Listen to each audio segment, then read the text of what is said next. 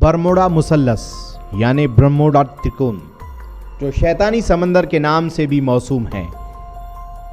اس video میں مختصر واقعات میں بتاؤں گا۔ ان سارے واقعات کی مکمل اور اہم کتاب برموڈا مثلث ایک پہیلی کے نام سے آپ کی خدمت میں پیش کی جائے گی۔ یہ شیطانی سمندر امریکہ کے مشہور میامی سے شروع ہو کر سمندر کے بیچوں بیچ برموڈا جزیرے سے جا ملتا ہے اور وہاں سے سن جان نامی ایک اور جزیرے سے جا کر جڑتا ہے اور وہاں سے واپس میامی میں جا کر ملتا ہے، جس سے ایک مثلث کی شکل بنتی ہے۔ یاد رہیں کہ مثلث یعنی کہ ٹرائنگل امریکی ڈالر سے لے کر ہر دجالی نشان میں استعمال ہوتا ہے اور یہ اس کا نشان ہے۔ اس مثلث میں کم و بیش 300 جزائر ہیں۔ امریکی میڈیا کے حساب سے اس جگہ پر عجیب و غریب خوبصورت سرگرم ہیں۔ سب سے اہم بات یہ ہے کہ اس مثلث کے اوپر سے جو کوئی ہوائی جہاز گزرتا ہے وہ آج تک دنیا میں واپس نہیں آتا۔ بحری جہاز یعنی کہ شپ بھی جب اس مثلث سے گزرنے کی کوشش کرتی ہے تو وہ ڈوب جاتی ہے اور ان کا پتہ دنیا والوں کو پھر کبھی نہیں ملتا۔ اب مزے کی بات یہ ہے کہ اس جگہ سے اڑن تشتریہ یعنی کہ UFO بھی باہر آئی تھی، جو 1945 میں واشنگٹن کے وائٹ ہاؤس پر نظر آتی تھی۔ بس ان کا UFO کا نظر آنا ہی تھا، ایک نئی مخلوق کی باتیں دنیا میں شروع ہو گئی۔ لیکن کیا بھی آپ نے بھی کبھی غور فرمایا ہے کہ ان UFO نے کئی سائنسدانوں، انجینئروں، کمپیوٹر کے ماہر لوگوں کو غائب کر لیا؟ میری اس بات پر آپ کو ہنسی آئے گی اور ہاں شاید آپ سمجھیں گے کہ میں نے حد سے زیادہ ریسرچ کر لی ہے، لیکن ایسا کچھ نہیں ہے۔ یہ ساری باتیں امریکی میڈیا نے بتائی ہیں اور سب سے اہم بات تو یہ ہے کہ اس جگہ پر کچھ ایسے واقعات بھی پیش آئے ہیں جن کے بارے میں اگر آپ معلوم کریں گے تو آپ کی عقل دنگ رہ جائے گی۔ اس علاقے میں غائب ہونے والی کشتیاں کبھی ساحل پر واپس آ جاتی ہیں، لیکن ان کے اندر سفر کرنے والے مسافرین ان سے غائب ہوتے ہیں۔ اب یہ تعجب کی بات ہے کہ ایک کشتی ساحل سے مسافرین کو لے کر نکلتی ہے، لیکن اس جگہ سے گزرنے کے بعد ان میں سے مسافرین غائب ہو جاتے ہیں، اور کبھی ایسا بھی ہوتا ہے کہ صرف جہاز غائب ہو جاتا ہے اور مسافرین ساحل پر پڑے ہوتے ہیں۔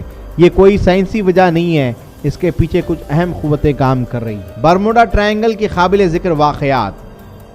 امریکہ کے سابقہ نائب صدر کی بیٹی وہ پیٹریو کشتی میں جنوبی کیلیفورنیا سے نیو یارک کے سفر پر 30 دسمبر 1812 عیسوی میں روانہ ہوئی تھی، لیکن یہ جہاز نیو یارک پہنچا ہی نہیں اور اس جہاز کا راستہ برموڈا مثلث سے گزرتا تھا۔ 13 ستمبر 1864 میری کیلسیٹ نامی بحری جہاز پرتگال کے باشندوں کو لے کر برموڈا مثلث سے گزرا اور لاپتہ ہو گیا۔ USS کیکلوپس امریکی بحری فوج کا جہاز تھا جس کی کمان لیفٹ کیڈر GW ورلی سنبھالا کرتا تھا۔ یہ جہاز 4 مارچ 1918 عیسوی میں برموڈا ٹرائنگل سے نکل کر برموڈا مثلث میں داخل ہوا اور پھر کبھی واپس نہ آیا۔ اس واقعے کو امریکی بحریہ تاریخ کا سب سے بڑا نقصان بتاتی ہے۔ فلائٹ 19 یہ تربیت دینے کے لیے training flights of TBM Avenger استعمال کیا جاتا ہے۔ یہ ایک ہوائی جہاز تھا۔ اس نے سمندر کے بیچ بحری کشتی کے 20 سے 5 دسمبر 1945 عیسوی کو پرواز کی اور پرواز کے منصوبے کے تحت 120 میل مشرق میں اور 70 میل شمال میں پرواز کرنی تھی، لیکن جب یہ طیارہ مشرق کی طرف یعنی برموڈا ترکون میں داخل ہوا، اس کا کنٹرول روم سے رابطہ خراب ہو گیا اور پھر یہ طیارہ کنٹرول روم کے پہنچنے سے باہر ہو گیا اور غائب ہو گیا۔ سٹار ٹائیگر یہ مسافرین سے بھرپور ہوائی جہاز تھا جو 30 دسمبر 1948 عیسوی میں ایزور سے برموڈا جزیرے کے لیے روانہ ہوا، لیکن برموڈا پہنچنے کے لیے اس جہاز نے برموڈا مثلث یعنی برموڈا مثلث کی ہوائی پٹی والے راستے میں انٹری لے لی، بس اس کے بعد یہ جہاز غائب ہو گیا۔ اسٹار ایریل 17 جنوری 1949 عیسوی میں برٹش جنوبی ایروزک مسافرین کا ہوائی جہاز برموڈا ایئرپورٹ سے کنگسٹن کے لیے اڑان بھرتا تھا، اور جب یہ برموڈا مثلث میں داخل ہوتا ہے تو کنٹرول روم سے اس کا فضائی تعلق ختم ہو جاتا ہے اور پھر اس کا کوئی پتہ نہیں چل پاتا ہے۔ एसएस मैरीन सल्फर क्वीन 4 फरवरी 1963 को अपने 39 जवानों को लेकर फ्लोरिडा से निकलता है और अचानक पानी के अंदर गायब हो जाता है। ये तो थे बरमुडा मुसल्लस के मशहूर वाक़यात। ये मशहूर इसलिए भी हुए कि इनका ताल्लुक़ सदर से और फ़ौज से था, लेकिन इनसे भी ज़्यादा आम लोग गायब हुए हैं। कई समंदरी मछुआरे अपना पेट पालने के लिए इसी समंदर में मछली पकड़ने की गर्ज से इस समंदर में दाखिल हुए, फिर कभी ना वापस आए। उन्हें इसी बरमुडा मुसल्लस की अनजान ताकतों ने गायब कर दिया।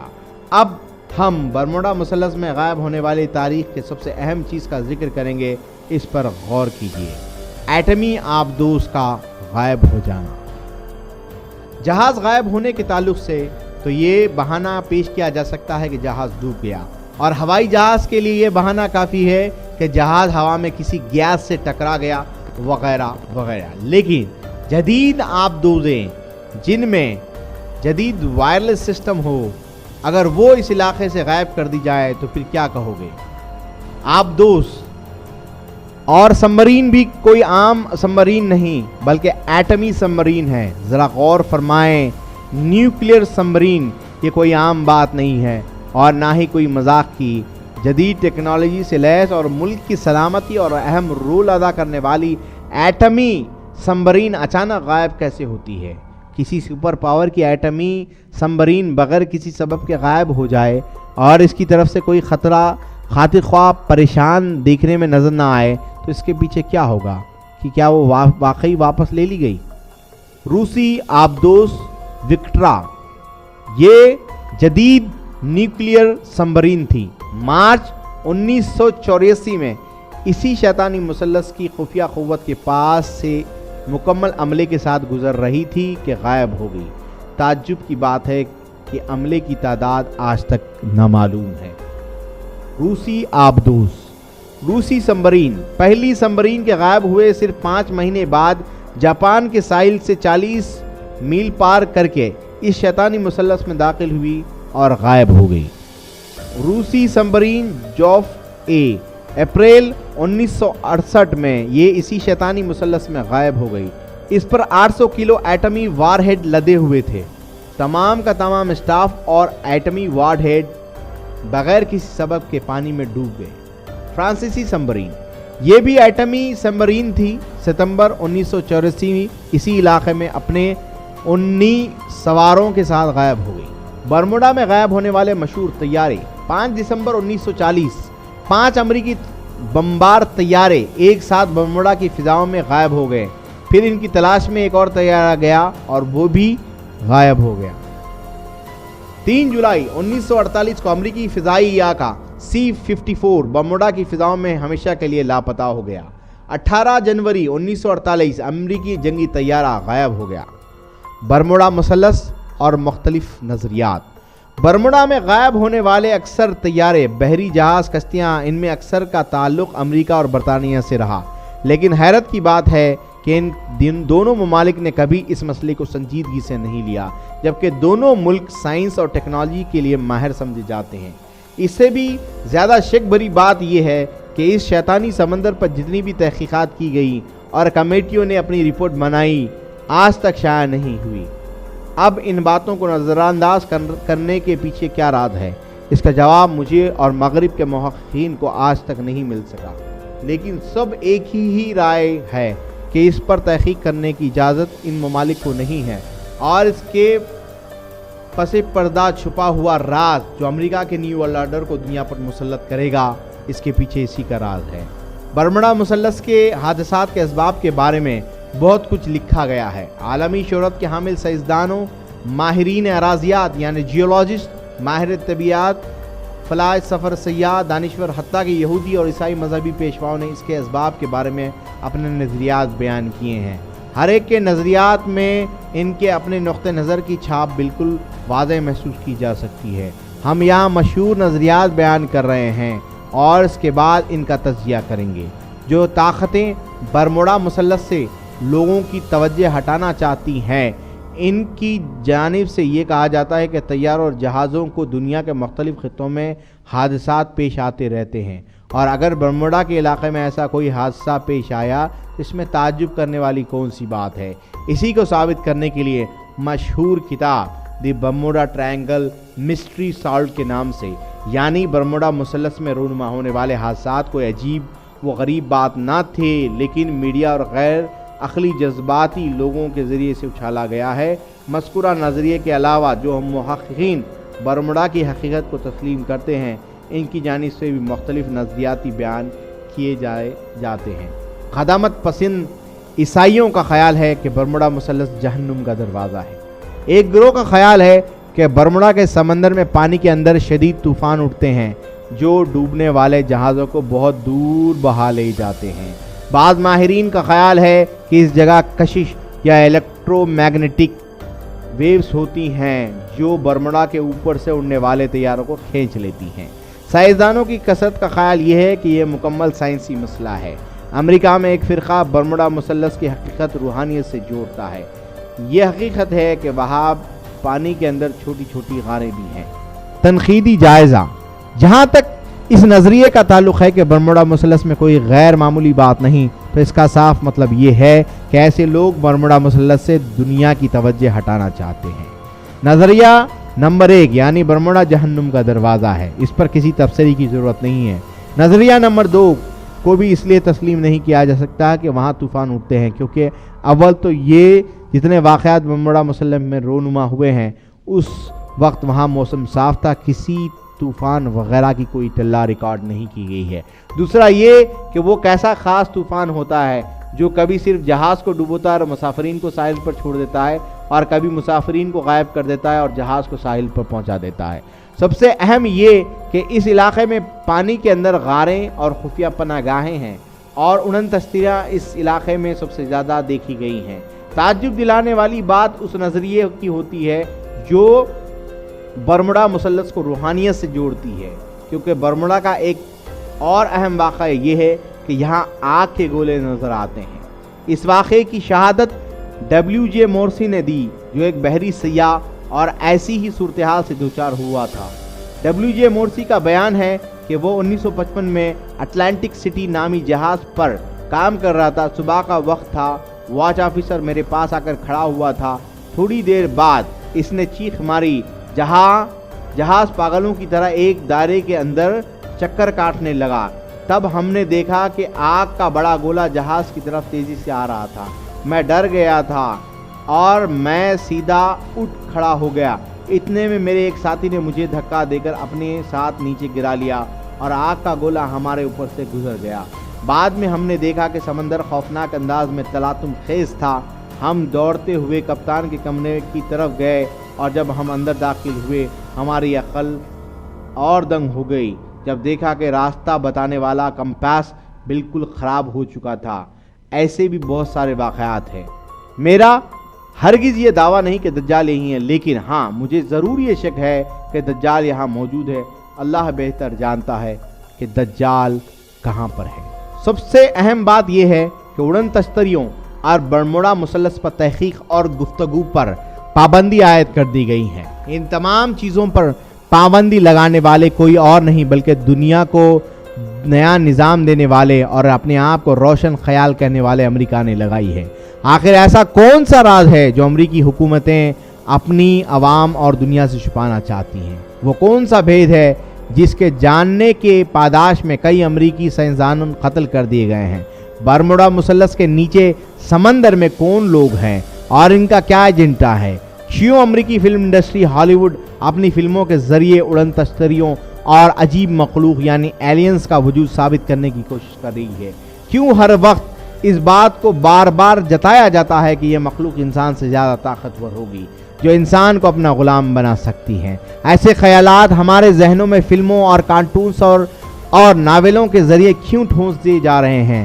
جو لوگ دنیا کو ایسے پیغامات دے رہے ہیں ان کا مقصد کیا ہے؟ اور ان ساری عجائبات کا تعلق برموڈا مثلث سے کیوں ہوتا ہے؟ ان سارے سوالوں کا جواب نبی پاک صلی اللہ علیہ وسلم کی حدیثوں میں موجود ہے۔ دنیا پر حکومت صرف دجال ہی کرنے والا ہے جس کے پاس بہت سی قوتیں ہوں گی، جو ساری دنیا کو عجائبات دکھائے گا۔ اور جیسا کہ ہم نے بیان کیا ہے کہ مجھے اس بات پر بہت زیادہ شک ہے کہ دجال برموڈا مثلث میں ہی چھپا ہے۔ جارج بش نے اپنی صدارتی بیان میں عراق پر حملہ کے سوال جواب میں کہا تھا کہ مجھے خدا کی طرف سے براہ راست احکامات ملتے ہیں۔ جس خدا کی یہ بات کر رہا تھا وہ دجال تھا۔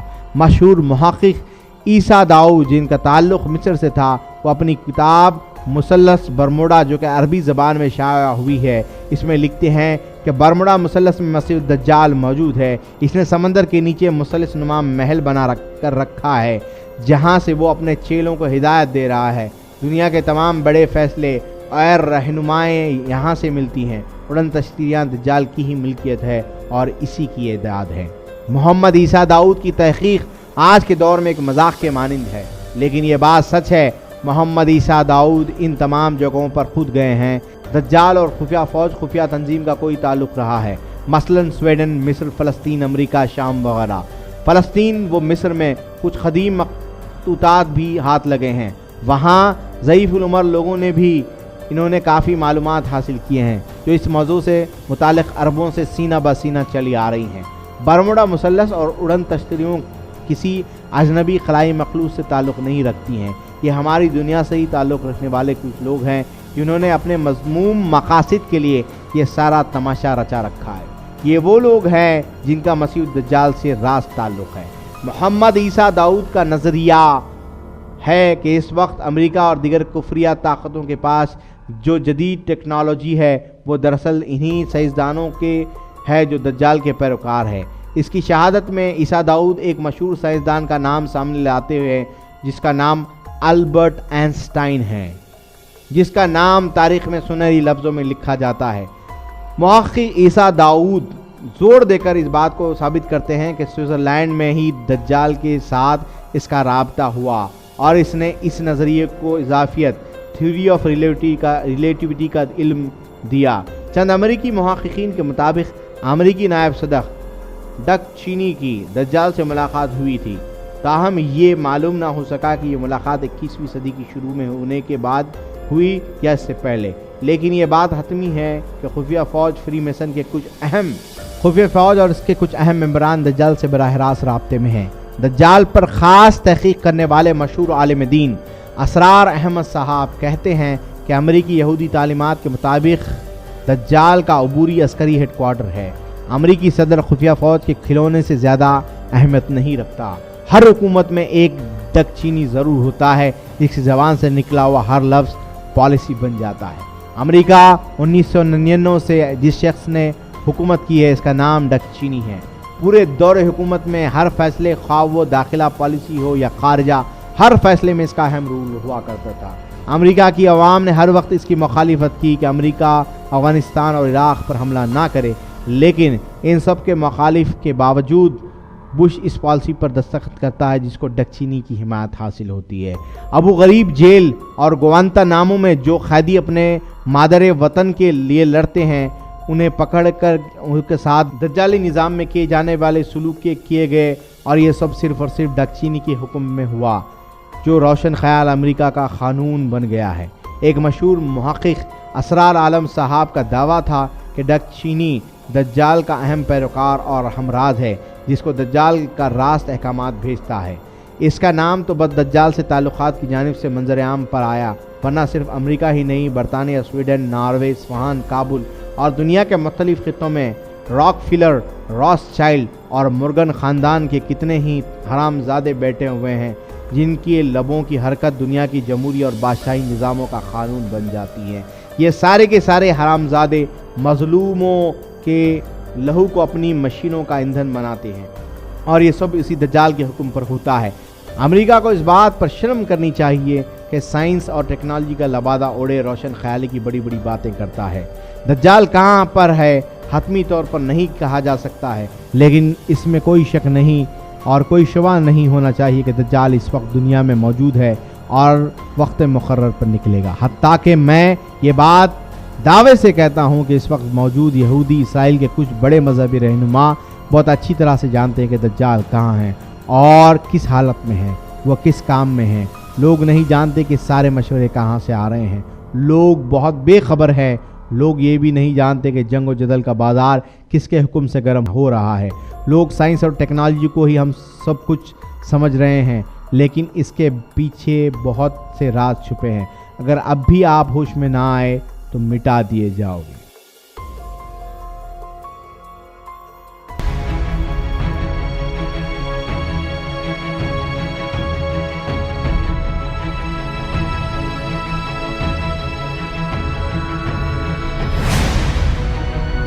آپ دیکھ رہے ہیں 72 ٹی وی۔